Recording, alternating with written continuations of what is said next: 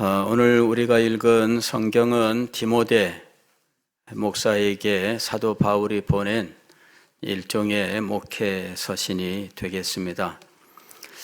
디모데전서 1장을 보게 되면 사도 바울이 디모데를 에베소 교회에 보냈다 하는 사실을 알 수가 있고, 에베소 교회에 머물러서 목사로서 사역을 하게 한 목적은 다른 교훈을 금하고 바른 교훈을 가르치기 위해서였습니다. 당시 에베소 교회는 다른 교훈이라고 하는 것이 들어와서 성도들을 미혹하고 있는 상황이었습니다. 갈라디아 교회에는 이 다른 교훈을 가리켜서 다른 복음이라고 표현하고 있습니다. 복음인 듯 보이지만 복음이 아닌 가짜, 거짓된 혹은 잘못된 이것을 퍼뜨리는 사람들이 있고, 분별력이 없는 사람들은 자기에게 친절하게 한다는 이유만으로 그 사람들의 편이 되는 일이 일어났다 하는 것입니다. 친절하게 하는 것이 진리 분별의 근거가 되는 일이 일어난 겁니다. 그래서 갈라디아 성도들에게 사도 바울은 그들이 너희에게 친절한 것은 너희를 미혹하려고 하는 것이다, 이렇게 이야기를 합니다. 진리 분별은 친절에 있지 않다라는 것입니다. 친절한 사람은 분명히 다른 목적을 가지고 접근하고 있는 것이다. 진리를 옳게 분별하라 하고 이야기한 겁니다. 오늘 디모데전서에서 사도 바울이 디모데 목사에게 바른 교훈을 가르치라 이렇게 이야기했는데, 이 바른 교훈은 우리 성경에 보면은 작은 숫자 1이 기록되어 있고, 이것이 난 외에는 이제 건전한이라고 되어 있습니다. 디모데전서 1장 10절의 말씀입니다. 건전한 교훈, 그리고 이 건전한 교훈이라고 부르는 이것이 후에 어떤 말로 사용이 되느냐 하면 정통이라고 사용이 되는 거예요. 즉 바른 교훈이 정통 교훈이다 하는 이야기죠. 그 바른 교훈을 가르치게 하기 위해서 사도 바울은 디모데 목사를 에베소에 머물게 했던 것입니다. 그리고 이제 그 곳에서 바른 교훈을 힘써 가르치고, 또한 기도의 삶을 힘쓰되, 때로는 감독과 집사를 세워서 하나님의 교회의 일을 감당할 수 있게 하라, 이런 여러 가지 교훈을 주셨던 겁니다. 자, 이런 교훈 속에서 우리는 사도 바울이 디모데 목사에게 교회는 무엇이며 교회가 가진 사명은 무엇이며 교회는 이 사명을 감당할 때 어떤 일들이 일어나는지에 대해서 말씀하는 것을 볼 수가 있는 것입니다. 오늘 우리가 읽은 성경 말씀은 바로 이제 이런 내용들을 집약해서 보여주고 있습니다. 14절 말씀 보면 내가 속히 네게 가기를 바라나 이것을 네게 쓰는 것은 만일 내가 지체하면 너로 하여금 하나님의 집에서 어떻게 행하여야 할지를 알게 하려 함이니. 즉 사도 바울이 에베소에서 목회하는 디모데 목사를 찾아 그에게 여러 가지 권면과 명령을 주기를 원하여 빠른 시일 내로 방문하기를 원했습니다. 그러나 사람의 계획이란 언제 어떻게 바뀔지 알 수 없기 때문에 사도 바울은 내가 너에게 가는 일이 혹시라도 다른 사정으로 지체될까, 그래서 이제 이 편지를 먼저 써서 보내는 거다, 이렇게 이야기하고 있습니다. 과거에 사도 바울이 로마에 가기를 여러 차례 소망했지만 그때마다 일이 공교롭게도 꼬이면서 로마에 가지를 못했던 일이 있습니다. 그리고 그는 로마에 결국 가긴 가지만 정상적인 상태로 가는 것이 아니라 죄인의 몸으로 재판을 받기 위하여 갔다 하는 것이죠. 그래서 그는 로마까지 배를 타고 가는 동안에도 자유로운 상태가 아니었습니다. 손발에는 착고를 차고 그는 자유롭지 못한 상황에 있었던 거죠. 그러니까 죄수의 몸으로 로마에 간 겁니다. 누가 자기가 원하는 대로 할 수 있다면 일부러 그렇게 갈 사람이 있겠습니까? 사도 바울은 자기의 인생이 어떻게 될지, 아니 우리의 삶이 어떻게 될지 그는 예측할 수 없다 하는 사실을 잘 알고 있었습니다. 특별히 선교의 삶을 사는 데 있어서 가지 예측할 수 없었던 일들이 일어날 것이기 때문에 그는 미리 대비하는 차원에서 디모데서를 기록하게 된 겁니다. 자, 오늘 여러 교훈 중에서 특별히 이 편지를 써서 보내는 목적과 그리고 이 편지의 목적, 그 주제가 무엇인지에 대해서 이렇게 밝히고 있습니다.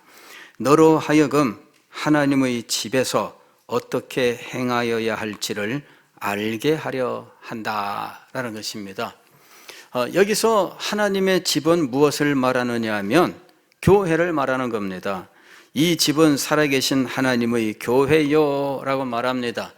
그래서 교회는 살아계신 하나님의 집이다 라고 하는 사실을 우리는 여기서 알 수 있는 겁니다. 하박국서 2장 20절 말씀 보면 오직 여호와는 그 성전에 계시니 온 땅은 그 앞에서 잠잠할지니라 하고 말씀합니다. 오직 여호와는 그 성전에 계시니 하나님께서 거룩한 집에 계신다라고 이야기합니다. 이 성전이 바로 하나님의 집입니다.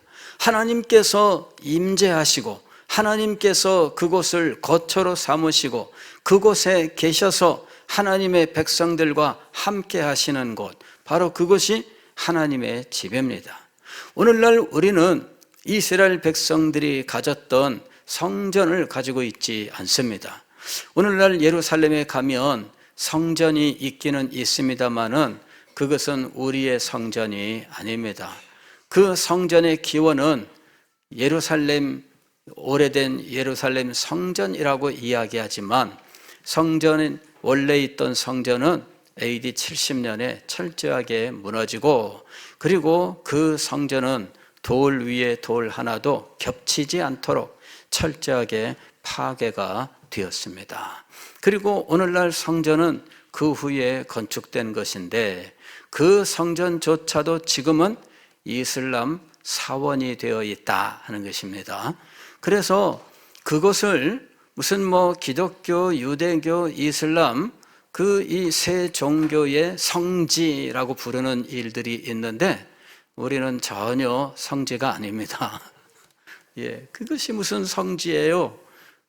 우상의 전당이 되어 있는 곳이 옛날에 거기에 유대인의 성전이 있었다고 해서 우리가 그곳을 성지라고 부르면서 신성한 땅으로 여길 이유가 있는가 하는 것입니다. 우리는 역사 공부를 위해서 찾아갈 수는 있지만 그것이 하나님의 영광이 임재한다는 의미에서 거룩한 곳이라고 말할 수는 없다는 사실을 분명히 알아야 합니다.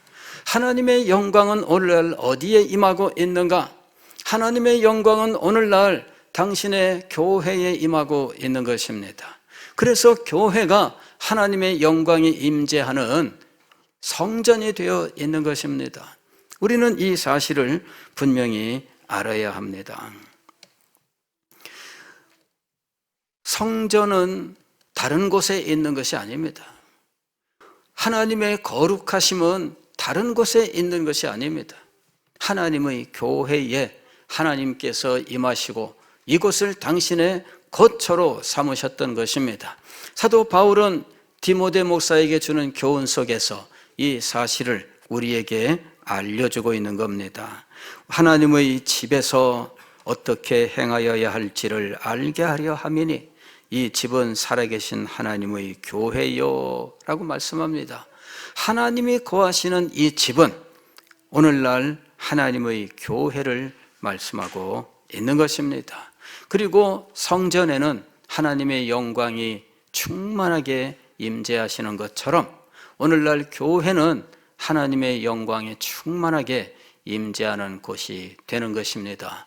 교회가 하나님의 집이 되는 이유는 이곳에 하나님의 영광이 충만하게 임하시기 때문입니다.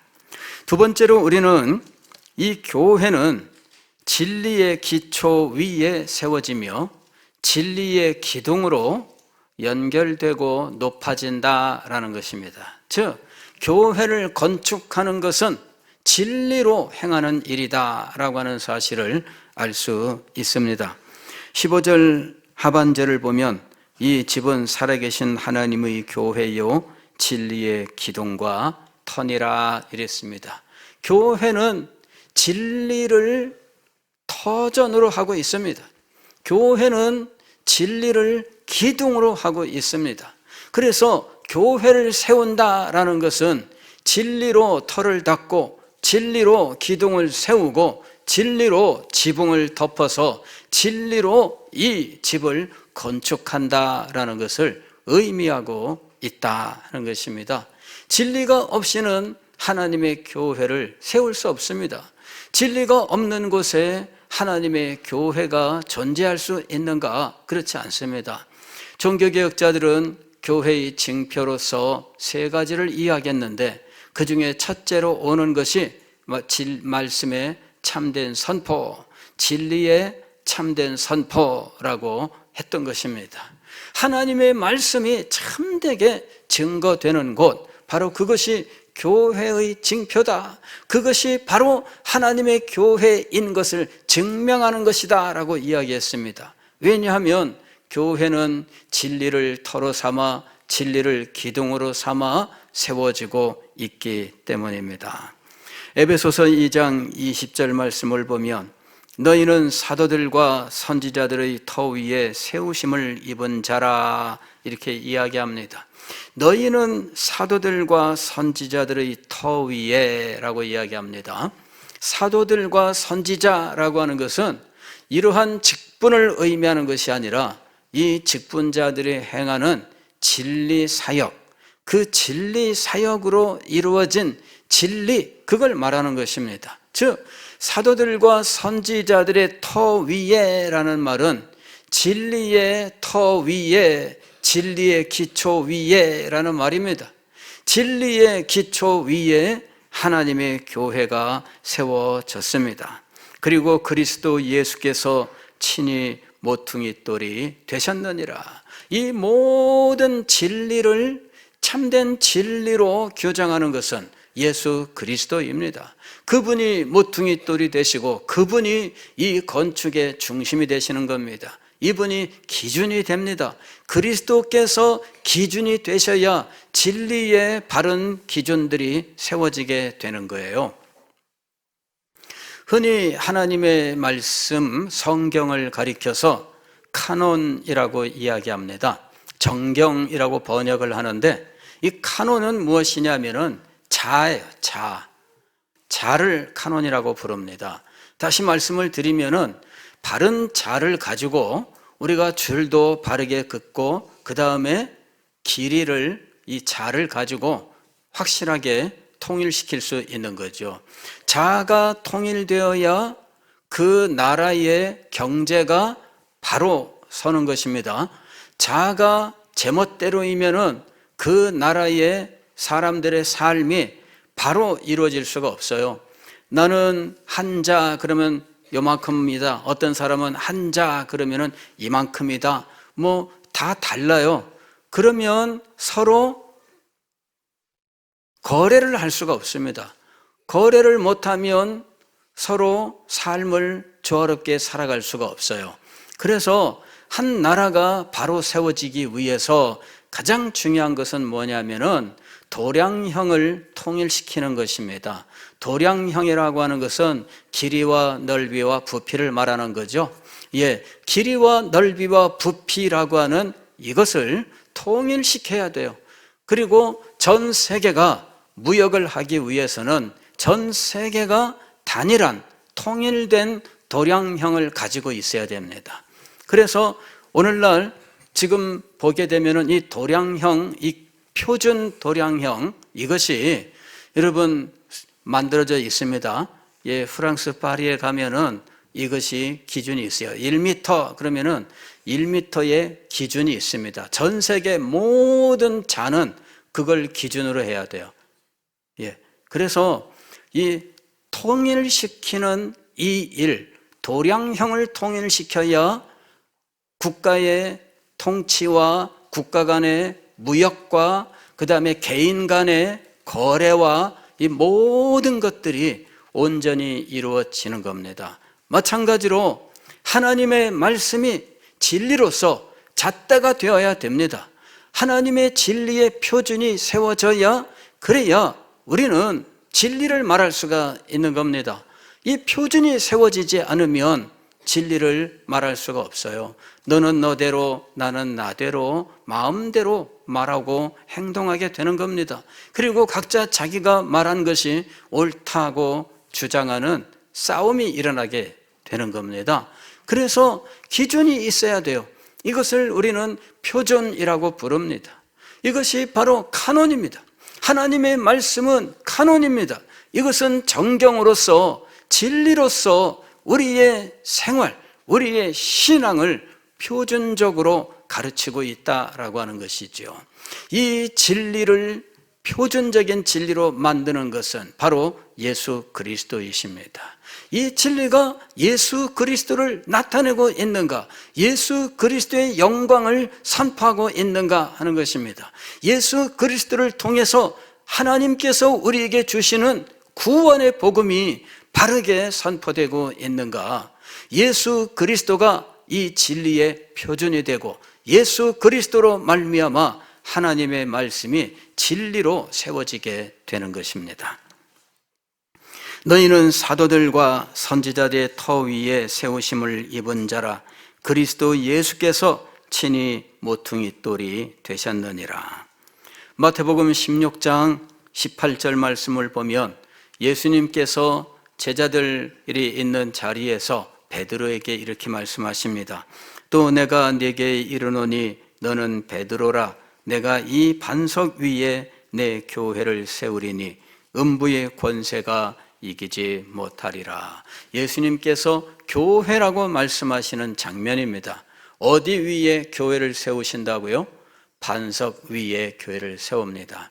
로마 교회는 여기에 반석을 베드로로 해석한다고 말씀을 드렸죠. 그러나 우리가 에베소서 2장이나 혹은 디모데전서 3장의 말씀과 연결시켜 볼 때 베드로라고 하는 한 인격체가 아니라 또 베드로가 받았다고 하는 교황 직분이 아니라 진리 그 자체라고 하는 것을 알 수가 있습니다. 즉 교회는 진리 위에 세워지는 것입니다. 그리고 이 교회가 참 교회라고 하는 증거는 진리가 선포되는 것을 통해서 확인할 수 있는 것입니다. 오늘 말씀을 통해서 우리가 또한 알 수 있는 것은 진리 위에 세워진 교회는 경건의 비밀을 가지고 있다라는 것입니다. 이 집은 살아계신 하나님의 교회요 진리의 기둥과 터니라. 그 다음에 나오는 말씀, 크도다 경건의 비밀이요 그렇지 않다 하느니 없도다 그랬습니다.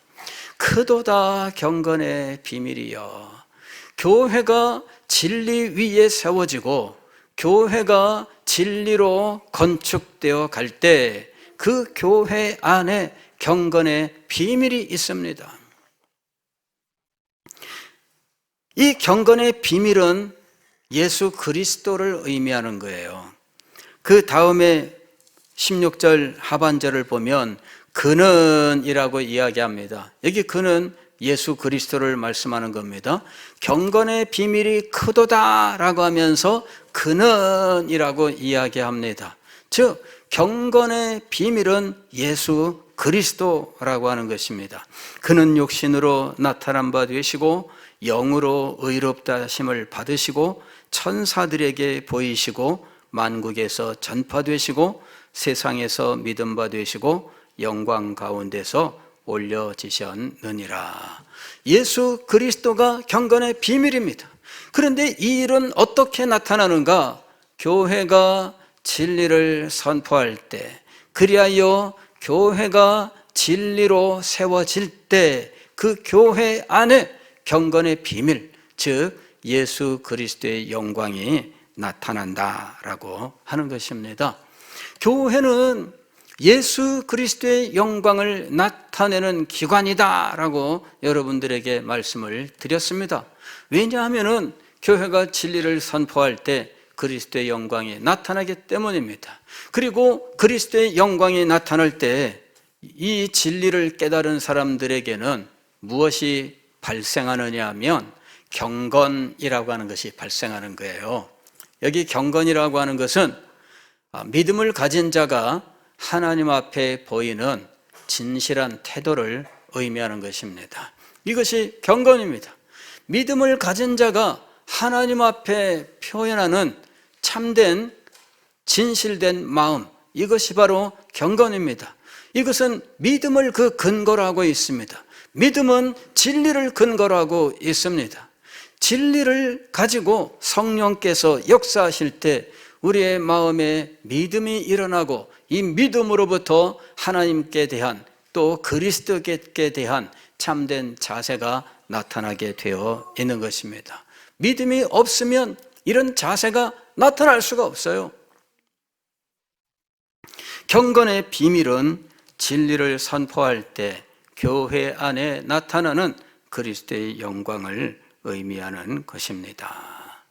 사도 바울은 디모데 목사에게 에베소 교회를 맡겨 섬기게 하면서 이와 같은 교회의 의미를 분명하게 깨우치고 그 교회를 어떻게 섬겨야 할지에 대해서 교훈하고 있었다라고 하는 것입니다. 자, 우리는 사도 바울이 디모데 목사에게 주었던 이 교훈을 통해서 몇 가지 사실을 확인할 수 있습니다. 우리에게는 교회를 세우라는 사명이 주어졌다라는 것입니다. 디모데 목사를 에베소 교회에 보내 진리로 섬기게 하신 이유는 그 교회를 진리 위에 바르게 세우기 위해서였습니다. 그러므로 우리가 세워야 할 교회는 그냥 교회라는 타이틀을 가진 것이 아니라 진리 위에 세워진 참된 교회다라고 하는 사실을 우리는 또한 알 수 있습니다. 세상에 교회가 많습니다. 역사 속에 수없이 많은 교회들이 존재했습니다. 심지어 우리 주변에도 보게 되면 예수 그리스도와 전혀 상관이 없는 것도 교회라는 타이틀을 걸고 있습니다. 저는 영도에 갔더니 영도에 큰 한옥집이 있는데 거기에 무슨 교당이라고 돼 있던가 하여튼 무슨 교당 이렇게 돼 있어요. 이게 교회당도 아니고 이게 뭔가. 근데 알고 봤더니 기독교와 전혀 상관이 없는 곳에서도 교회라는 말을 많이 사용하고 있더라 하는 것이죠. 예. 그런데 그냥 교회라는 이름만 달면 다 기독교인가? 그렇지 않습니다. 우리는 항상 이 교회가 간판이 아니라고 하는 사실을 알아야 돼요. 교회는 그냥 간판만 걸고 있으면 다 교회가 아니라 정말 참 교회가 되어야 한다는 거죠. 더군다나 이것이 우리의 시대적 사명이 되는 이유는 참 교회가 점점 사라지고 간판만 교회가 되는 이런 일들이 우리 주변에 점점 많아지기 때문입니다. 이런 교회들이 없으면 그냥 참교회란 말을 쓸 필요가 없습니다. 그냥 교회 그러면 되는 거예요. 그런데 너무 이상한 교회들이 많다 보니까 결국은 참교회란 말을 쓸 수밖에 없는 상황이 되어 있습니다. 그래서 참된 교회를 세우는 것이 우리가 가지고 있는 사명이다라는 것입니다. 그러면 참교회는 어떤 교회인가? 진리의 기둥과 터를 가진 교회이다라는 것입니다. 터전이 진리이며 기둥 자체가 진리인 하나님의 집이 바로 교회입니다. 참된 교회는 무엇으로 이루어지는 교회일까요? 진리로 이루어지는 교회입니다. 그리고 참 교회에는 참된 경건이 있다라고 하는 것입니다. 이것이 오늘 우리의 본문을 통해서 우리가 알 수 있는 일들입니다. 사랑하는 성도 여러분, 이 교훈들이 우리에게 필요한 이유는 무엇일까요? 그것은 우리가 이 시대를 섬기기 위하여 주께 받은 사명 때문입니다. 우리는 역사적인 사명, 시대적인 사명, 이런 말들을 많이 들었습니다. 제가 이 말을 한 지도 벌써 상당히 오랜 세월이 되었습니다. 자, 그러면 이 역사적인 사명을 우리가 감당해야 되는데, 역사적인 사명이란 이 시대를 섬기고 이 시대의 교회를 섬기는 것이 분명합니다. 그렇다면 우리는 어떻게 이 시대를 섬기며 이 시대의 교회를 섬길 수 있겠습니까? 여러 가지로 많이 고민을 하고 이런 프로그램 저런 프로그램 많이 찾아보았습니다만은 결국은 결론이 본질로 돌아가는 것이었습니다. 교회는 교회로 돌아가야 된다. 성도는 성도가 되어야 한다. 지극히 단순한 겁니다. 그런데 그것이 이 시대를 섬기는 길이요, 이 시대의 교회를 섬기는 길이었다는 것입니다. 우리가 가진 시대적 사명은 참 교회를 세우고 참된 제자가 되는 것입니다. 이 한마디가 결론이에요. 우리가 받은 시대적 사명은 참 교회를 세우고 참된 제자가 되는 것입니다. 이 일을 위해서 먼저 교회는 진리를 참되게 선포해야 합니다. 둘째, 성령께서 선포된 진리를 사용하셔서 교회 안에 그리스도의 영광을 충만하게 하실 것입니다. 그리고 이렇게 나타난 그리스도의 영광이 참된 경건의 비밀입니다. 그리고 이 참된 경건이 그리스도의 참된 제자를 나타내는 거예요. 이 참된 경건을 가진 그리스도의 제자들은 진리의 교제를 통하여 그리스도를 영광스럽게 하고 하나님을 영광스럽게 하고 탁월한 교회를 세울 수 있게 되는 것입니다. 본질로 돌아가야 돼요. 다른 길이 없습니다. 무슨 이런 방법을 쓰면은 저런 방법을 쓰면은 그렇게 해서 그런 취미를 가진 사람들은 좋다고 몇 사람이라도 올지는 모릅니다. 그러나 우리는 취미를 가진 사람을 모으는 것이 아닙니다. 우리는 지금 동호회를 만들려고 하는 것이 아닙니다. 바둑 좋아하는 사람들은 바둑부를 만들면 오겠지요. 탁구 좋아하는 사람은 탁구부를 만들면 오겠지요. 축구 좋아하는 사람들은 축구부를 만들면 오겠지요. 어느 교회는 야구부가 있습니다.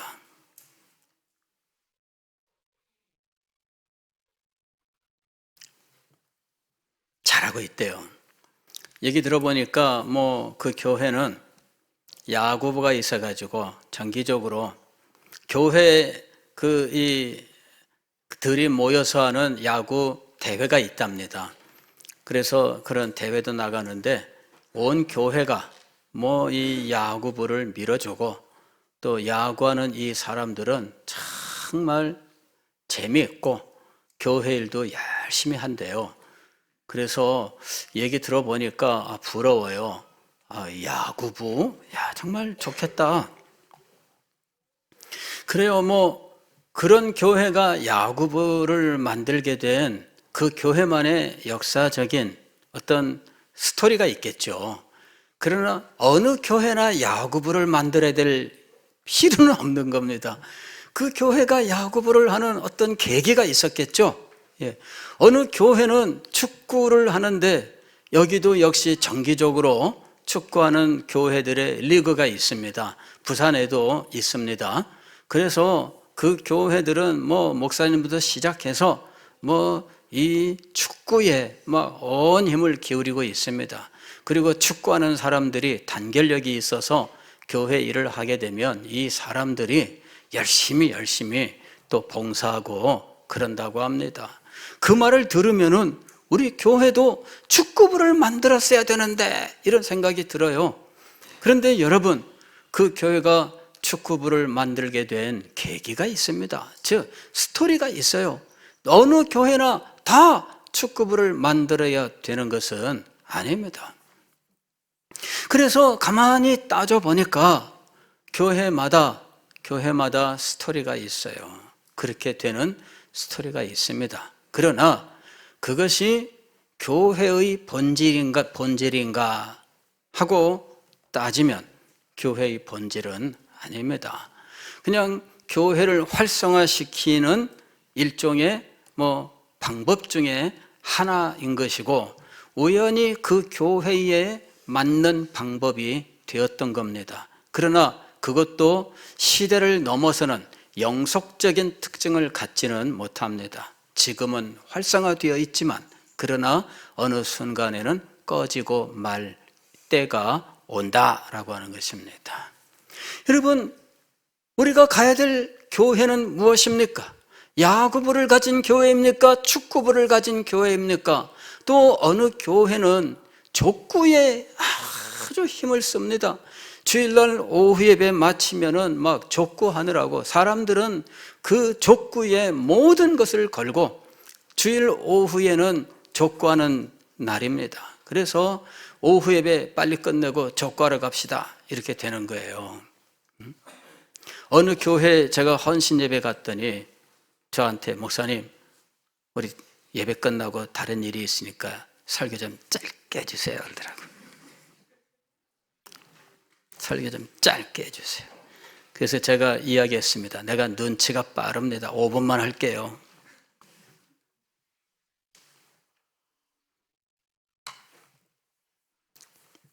여러분, 주일날 예배 이외에 다른 목적을 위하여 예배를 이게 올바른 것인가, 그죠? 예. 저는 참 갈등이 많습니다. 예. 설교를 길게 하면 다음에 안 부를 것이고,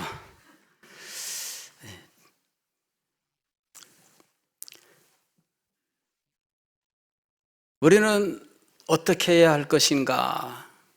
아니, 우리가 아니라 제가 고민한 겁니다. 나는 어떻게 해야 될 것인가? 본질로 돌아가자. 아니, 본질로 돌아가라. 주께서 저에게 깨달음을 주시고 명령을 하셨습니다. 저는 이 시대를 보면서 또 사회학적으로 이 시대가 어떻다 하는 이런 분석하는 이런 일들을 일찍부터 제가 연구하면서 많은 두려움을 가지고 있었습니다. 인구도 줄어들고 젊은이들이 어떻게 되고 아이들은 어떻게 되고 그래서 교회가 어떻게 되고 교회의 65세 이상 연로한 성도들이 죄송합니다. 65세 분들 본인들은 연로한 분이라고 아무도 생각하지 않습니다. 예. 저도 그렇게 생각을 해요. 예. 사회에서는 65세 기준으로 뭔가를 하고 있으니까 그래 얘기하는 것 뿐입니다. 겁을 냈어요. 두려워했습니다. 그리고 한 해 한 해 가는 이것이 얼마나 무서운지. 그런데 주님께서 저에게 깨달음을 주셨습니다. 그리고 명령하셨습니다. 본질로 돌아가라. 교회는 교회되는 것 외에 다른 길이 없다. 그리고 교회가 되면 그 다음은 내가 하겠다. 그리고 나서 보니까 인구가 절반으로 줄어도 전도의 대상은 엄청나게 많더라고요. 우리 인구가 5천만에서 반으로 줄어서 2,500만이 돼도 2,500만 중에서 대부분이 전도의 대상이에요. 이게 달라지더라고요. 아니, 지금 이 세상에는 방황하는 영혼들이 참 많은데 이 방황하는 영혼들이 갈 곳이 없어요. 그래서 엉뚱한 곳에 끌려다니고 있습니다. 이때 진실된 교회가 있다면, 이때 하나님의 영광이 충만한 교회가 있다면, 살아계신 하나님이 임재한 교회가 있다면, 그리스도의 영광이 충만한 교회가 있다면, 이 방황하는 영혼들, 죽어가는 영혼들은 하나님께서 그곳으로 보내어 구원하실 것입니다.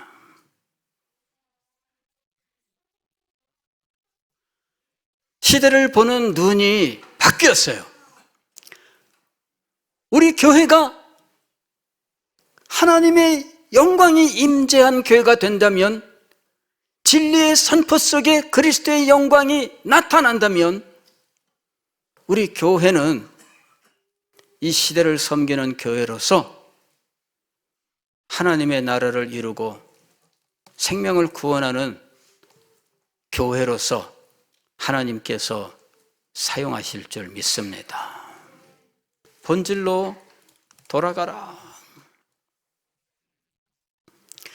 교회의 본질이 아닌 다른 것을 자꾸 드러내고 자랑하고자 하는 이런 모습들, 오죽하면 그러랴 생각을 합니다.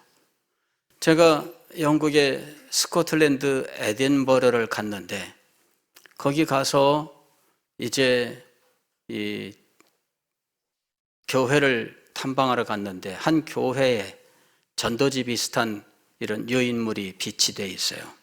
그래서 이게 꺼내서 이제 어쨌든 다 규정한 자료들이니까 한 장씩 다 뽑아 들고 이렇게 봤습니다. 그랬더니 이 교회가 하고 있는 일 중에 하나가 뭐냐면은 음악회를 하는 거였어요. 음악회. 그래서 이 교회가 주일 밤 몇 시에 이 교회당에서 음악회를 합니다. 이런 요인물이 있었어요. 그리고 이것을 이제 나누어 주는 거죠. 예, 나누어 주고 사람들을 이제 이 음악회로 초청합니다. 이러는 거예요. 예수 믿으세요. 그러면은 그 나라에서는 안 됩니다, 여러분. 우리가 아는 기독교 국가가 아니에요. 그 나라에서는 예수 믿으세요. 이거 못 합니다. 예. 이 기독교 국가가 아닙니다. 우리가 생각하는 오히려 우리가 더 자유로워요. 우리는 전도집 했다고 해서 경찰이 달려오지 않습니다.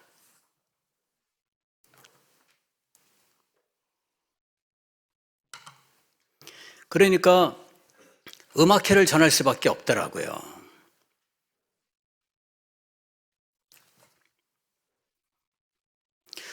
여러분, 교회의 본질로 돌아가자. 우리가 복음이 아니고 진리가 아닌 다른 것으로 교회를 선전하고자 하는 일들이 우리에게 참 많습니다. 오죽하면 그러랴 생각합니다. 그러나 여러분, 교회는 복음을 전하는 곳입니다. 교회는 진리를 선포하는 곳입니다.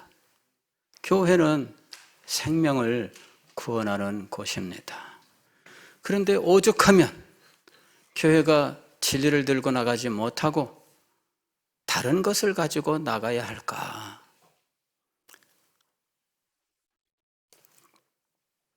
문제는 우리의 믿음입니다. 문제는 우리의 믿음입니다. 네가 믿느냐? 우리에게 진리에 대한 믿음이 있는가? 진리가 너희를 자유케 하리라 하셨던 주님의 그 말씀을 믿느냐 하는 것입니다.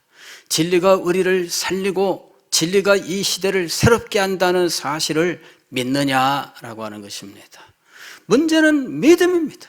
문제는 진리에 대한 믿음입니다. 문제는 교회의 본질에 대한 믿음입니다. 이것이 없으면 우리는 무서워하게 됩니다. 두려워하게 됩니다. 자꾸만 다른 것으로 교회를 포장하기를 원하게 될 것입니다. 사랑하는 성도 여러분, 오늘 우리는 진리의 영광이 충만한 교회를 세우는 것이 우리에게 주어져 있는 사명인 것을 분명히 기억을 하고 본질로 돌아가는 교회가 될 수 있기를 주의 이름으로 축원합니다. 기도하겠습니다.